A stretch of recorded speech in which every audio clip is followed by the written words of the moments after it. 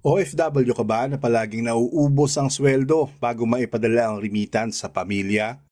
O baka may natitira lang na konti tapos nawawala sa mga bills at gastusin? Alam mo ba, may simple pero powerful strategy para hindi lang maipadala ang remittance kundi may natitira ka pa para sa sarili mo, para sa savings, investment o emergency fund. Sa video na ito, ipapakita ko ang step-by-step OFW budget plan na pwede mong simulan kahit maliit lang ang sahod mo. Dito, matututunan mo kung paano ihiwalay ang pera para sa sarili mo nang hindi naapektuhan ng remittance sa pamilya. Ready ka na ba? Simulan na natin. Ang mga impormasyon na ibinabahagi sa video na ito ay para lamang sa edukasyon at dagdag kaalaman. Hindi ito itinuturing na personal na financial advice. Kumonsulta pa rin sa isang lisensyadong financial advisor bago magdesisyon tungkol sa investments. Alam mo ba ang pinakaunang sikreto para magkaroon ng pera para sa sarili mo habang OFW? Treat yourself as a priority, hindi last. Maraming OFW nagkakamali. Iniisip nila na ang lahat ng pera ay para sa pamilya o remittance. Kaya kapag natapos ang buwan, ang natitirang pera kung meron man ay nauubos sa pagkain, sa kape, convenience store o simpleng gastusin sa araw-araw. Parang laging tapos na, wala na para sa akin. Pero may paraan para maiba yan. Ang sikreto, bago ka magpadala ng remittance o magbayad ng bills, mag-set aside ka muna ng personal fund. Oo, tama ang narinig mo. Ang unang hakbang ay para sa sarili mo. Kahit 500 lang sa simula. Ituring mo itong sacred. Ito ang pera mo na hindi dapat galawin para sa ibang bagay. Parang magic to pero hindi magic. Ito ay simpleng accounting at disiplina. Halimbawa, kumita ka ng 20,000 sa isang buwan. Bago mo isipin ng remittance, bills o groceries, itabi mo na ang 10 to 20% para sa sarili mo. Sa unang buwan, baka maliit lang ang halaga, pero sa susunod na buwan, lalaki na ito dahil nagiging habit mo na ang pagtatabi para sa sarili mo. Pwede mo rin gamitan ng envelope system o separate bank account para hindi ka matuksong galawin ang pera na ito. Maraming OFW nakakaranas ng stress dahil nalilito sila kung magkano ang natitira sa kanila sa huli ng buwan. Kapag may system ka na, malinaw ang pera mo. Hindi mo lang basta tinatabi, natatrack mo rin kung saan napupunta ang bawat piso. Hindi mo kailangan ng malaking sahod para magsimula. Kailangan lang ng disiplina at sistema. Kahit maliit na halaga, ang sikreto ay consistency. Kapag ginawa mo ito buwan-buwan, makikita mo na may natitira talaga sa huli ng buwan at unti-unti itong lalaki. At higit sa lahat, may psychological benefit din ito. Mas motivated ka sa trabaho abroad kasi alam mo, may sariling pera ka na kumikilos para sa future mo. Hindi lang para sa pamilya, kundi para rin sa personal goals mo. Emergency fund, investment o kahit simpleng pangarap na gusto mo matupad. By the way, kung gusto mo ring magsimula sa pag-aaral ng pera at investments, iniligay ko sa description yung mga top financial books na personally kong nire-recommend. Affiliate links yan. Ibig sabihin, kapag bumili ka gamit yung link, may maliit akong komisyon pero walang dagdag na bayad sa'yo. Sa ganitong paraan, natutulungan mo rin akong makagawa pa ng mga free videos tulad nito. Maraming salamat sa support. Step 1, Budgeting Rules. Isa ito sa pinaka-importanting hakbang para masiguro na may natitira ka talaga sa sarili mo habang OFW. Maraming OFW nagkakamali na iniisip na dapat lahat ng pera ay papunta sa remittance o sa bills. Kaya sa huli, wala talagang natitira. Kaya tanungin natin, magkano ang dapat mong itira sa sarili mo bago magpadala ng remittance? I-recommend ko mga 20% ng sweldo mo. Oo, 20% bago mo ipadala o bayaran ng bills. Para itong personal fund mo. Ang pera na sagrado para sa sarili mo. Para sa savings, investment o emergency fund. Halimbawa, kumita ka ng 20,000 sa isang buwan. Ang unang hakbang, itabi mo muna ang 4,000 para sa sarili mo. Ang pera na ito bawal galawin. Hindi ito para sa kape sa mall, hindi para sa gadgets, at hindi rin para sa instant gratification. Ito ay para sa future mo at financial security mo. Ngayon, ang natitirang 16,000, pwede mo nang hatiin sa remittance at sa regular na gastusin tulad ng bills, groceries, at iba pang daily needs. Dito pumapasok ang disiplina. Kapag malinaw ang paghahati ng pera, hindi ka matutuksong galawin ang personal fund mo. Kung maliit lang ang sweldo mo, pwede kang magsimula muna sa 10%. Halimbawa, 15,000 ang sweldo mo, magtabi ka ng 1,500. Ang importante ay consistency kahit maliit, basta ginagawa mo buwan-buwan. Lalaki rin ito sa paglipas ng panahon. Pwede mo rin gamitan ng practical tip tulad ng automatic transfer sa savings account sa unang araw ng sweldo mo para hindi mo na isipin pa tuloy-tuloy ang pagtatabi.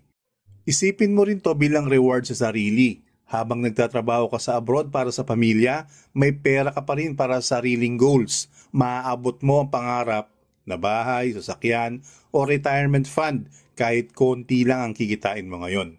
Sa loob ng 6 na buwan, mapapansin mo ang malaking pagbabago. Ang maliit na hakbang na ito ay nagiging habit at unti-unti may momentum ka sa financial freedom. Hindi ito instant pero kapag consistent ka, ito ang pinaka-safe at realistic na paraan para may natitira sa pera mo habang OFW ka. Step 2, fix remittance. Ngayon na naitabi mo na ang personal fund mo, susunod naman ang pera para sa pamilya. Maraming OFW nagkakamali dito. Iniisip nila na flexible lang ang remittance, kaya minsan sobra ang pinapadala, minsan kulang. Ang resulta, stress sa pamilya at sa sarili. At minsan nauubos ang pera sa hindi planadong gastusin. Kaya ang solusyon, ihiwalay ang remittance sa pera mo para sa sarili at investment at gawin itong fixed. Parang automated na sistema na hindi mo na kailangan isipin bawat linggo o bawat payday. Pwede mong gawin ito sa bank transfer, remittance app o kahit salary deduction kung available. Halimbawa, pagkatapos mong itabi ang personal savings, ang natitirang pera mo ay 16,000 pesos. Ngayon, hatiin ito ng malinaw. 12,000 pesos para sa pamilya, para sa remittance, bill sa bahay, tuition ng mga bata o anumang regular na kailangan nila. Yung 4,000 para sa bills, groceries at daily needs mo. Para sa sarili mo sa abroad, pagkain, pamasahe at iba pang pang-araw-araw na gastusin. Kapag fix ang remittance, wala ka ng stress sa bawat linggo. Alam mo pa ang natitirang pera ay para sa sarili mo at para sa pamilya. May clarity sa bawat piso. Hindi mo na kailangan mag-struggle o mag-experiment kung magkano ang pwede mong ipadala kasi nakaset na. Isa pang tip kung pwede, gawin mo itong scheduled transfer. Halimbawa, tuwing unang araw ng buwan, automatic na ang remittance sa pamilya. Hindi mo na kailangan hawakan ito mentally. At may iwasan mo rin ang temptation na galawin ang pera para sa ibang bagay. At tandaan, ang fixed remittance ay hindi lang para sa pamilya. Ito rin ay proteksyon para sa sarili mong investments at savings plan. Kapag malinaw ang distribution ng pera, ang personal fund mo at ang natitirang pera para sa investments ay hindi nagagambala. Sa ganitong paraan, mas maayos ang cash flow mo, mas kontrolado ang gastusin at mas lumalago ang pera mo kahit nasa abroad ka.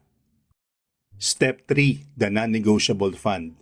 Ito ang pera mo na bawal galawin kahit gaano ka pa-tempted sa mga gadgets, kape sa mall o kahit simpleng pamasahe sa mas maayos na taxi. Ito ang pera na itinatabi mo para sa savings o investment at hindi para sa instant gratification. Maraming OFW ang nahihirapan dito kasi kapag may naiiwang konting pera sa sweldo, natural lang na gumastos ka kaagad. Pero isipin mo, ang maliit na galaw ngayon ay malaking epekto sa future mo. Kapag naitabi mo ang non-negotiable fund buwan-buwan, unti-unti itong lalaki at pwede mong gamitin sa mas malalaking goal tulad ng retirement, bahay, negosyo o emergency fund. Para hindi ka matuksong galawin ng pera na ito, isipin mo, hindi ito para sa kape o gadgets. Ito ay para sa future ko. Gawin mo itong mental rule, isang mindset na hindi basta-basta binabago. Saan mo pwedeng ilagay ang non-negotiable fund? Maraming options. Una, bank savings account.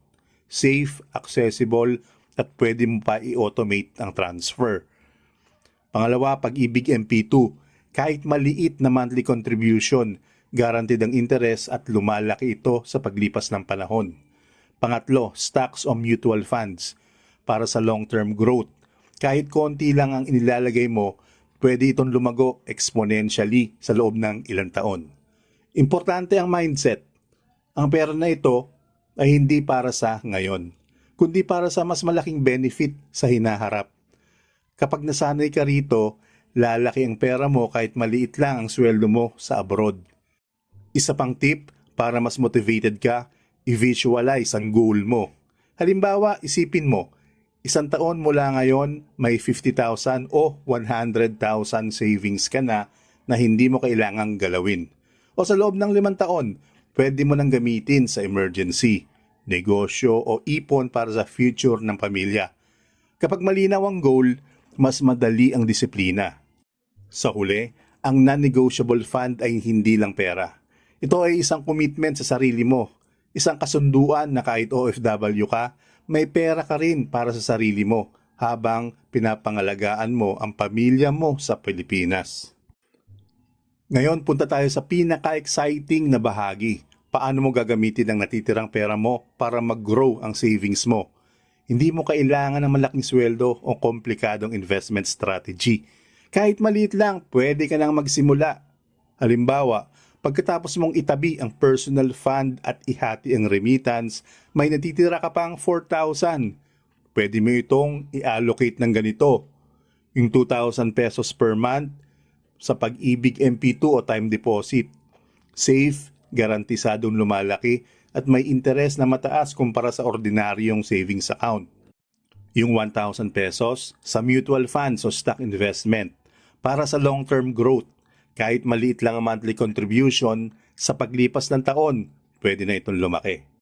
At yung natitirang 1,000 pesos para sa emergency fund, para sa unexpected expenses sa abroad tulad ng medical bills, repair o travel emergencies.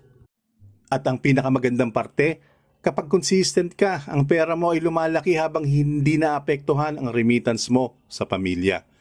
Imagine mo to, habang nagtatrabaho ka abroad, ang pera mo ay nagtatrabaho din para sa future mo. Hindi mo lang iniipon. Ito ay actively growing.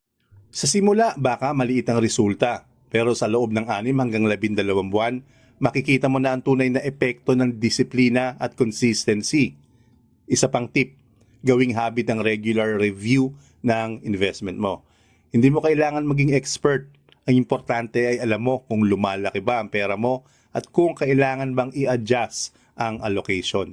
Kapag nasanay ka na rito, mas confident ka sa financial decisions mo at mas mabilis ang growth ng personal fund mo. Ang pinaka-importanting takeaway sa buong planong ito ay budget, separate, protect, at invest. Sa budget, alam mo kung magkano ang kita mo at saan napupunta ang bawat piso. Separate means malinaw na nakahiwalay ang remittance, personal fund at investment. Protect, bawal galawin ang non-negotiable fund. At invest, gamitin ang natitirang pera para lumago, hindi lang basta iniipon. Basta sundin mo ang steps na ito, makakasiguro ka na ang remittance sa pamilya ay nasusunod at may natitira ka pa para sa sarili mo at sa future mo. Simulan mo na ngayon kahit maliit lang ang halaga. Ang mahalaga ay disiplina at sistema. Sa loob ng ilang buwan, makikita mo ang malaking pagbabago sa pera mo at sa mindset mo bilang OFW. Hindi lang ito para sa sweldo mo ngayong buwan, kundi para sa financial freedom mo sa long term. Habang pinapangalagaan mo ang pamilya sa Pilipinas, pinapangalagaan mo rin ang sarili mong future. At yan ang tunay na sikreto ng OFW budget plan na may natitira para sa sarili mo. OFW ka man, may paraan para ang pera mo ay magtrabaho para sa iyo. Hindi lang ikaw ang nagtatrabaho para sa pera. Kung gusto mo ng step-by-step guide sa practical OFW budgeting at investments, i-like at i-subscribe mo ang channel para lagi kang updated sa tips na ito. At comment mo sa baba, gusto ko rin ng personal savings para makita ko kung sino ang handang simulan ng journey sa financial freedom habang OFW.